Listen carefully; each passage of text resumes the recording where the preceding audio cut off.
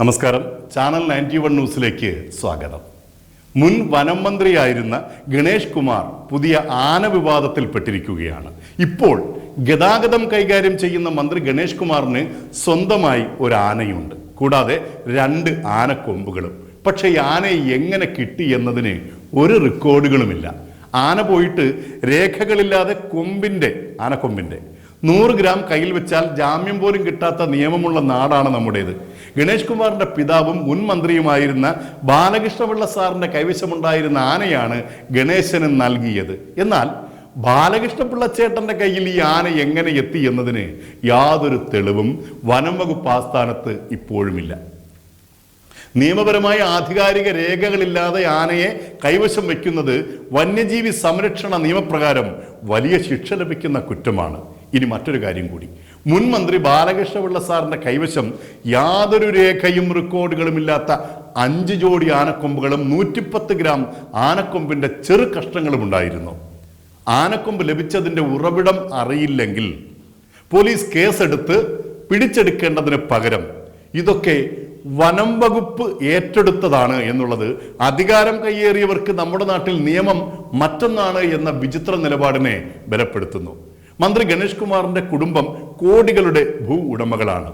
ഈ സ്വത്തുവകകളുടെ കാര്യത്തിൽ മന്ത്രിയും സ്വന്തം സഹോദരിമാരും ഒക്കെ ചേരി തിരിഞ്ഞ് ഇപ്പോഴും യുദ്ധം ചെയ്തുകൊണ്ടേയിരിക്കുന്നു. ഇനിയും കേസുകൾ പലതും ഒത്തുതീർപ്പായിട്ടുമില്ല.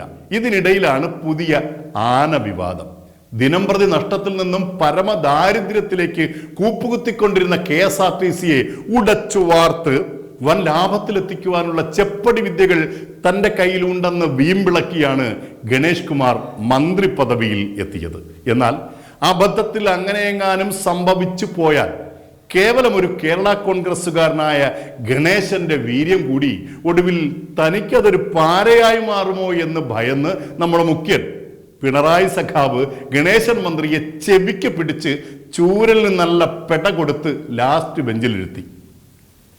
കൊല്ലത്തും എറണാകുളത്തും ഉൾപ്പെടെ ഇടിഞ്ഞു പൊളിഞ്ഞ് നിലം പൊത്താറായി നിൽക്കുന്ന KSRTC ബസ് സ്റ്റേഷനുകൾ, യാത്രക്കാരെ കുത്തി നിറച്ചു പോയിട്ടും നഷ്ടത്തിലോടുന്ന ആനവണ്ടികൾ, പഴയതൊക്കെ ചായം തെച്ച് പുതിയ പേരുകൾ നൽകി നിരത്തിലിറക്കി ഓടിക്കുന്ന KSRTCയുടെ ഗതികേട്. കേരളത്തിൽ നിരവധി ഗവൺമെന്റ് വർക്ക്ഷോപ്പുകളും സർവീസ് സ്റ്റേഷനുകളും 100 കണക്കിന് ടെക്നീഷ്യൻസും ഉണ്ടെങ്കിലും പൊടിയും മാറാലയും പിടിച്ച് നീങ്ങി നിരങ്ങി തകരാറിലോടുന്ന ബസ്സുകൾ, AC എന്ന് വെണ്ടയ്ക്ക് അക്ഷരത്തിൽ എഴുതി വച്ചിരിക്കുന്ന ബസ്സിനുള്ളിൽ ചൂട് കാരണം ഇരിക്കാനും നിൽക്കാനും വയ്യാത്ത ദുരവസ്ഥ.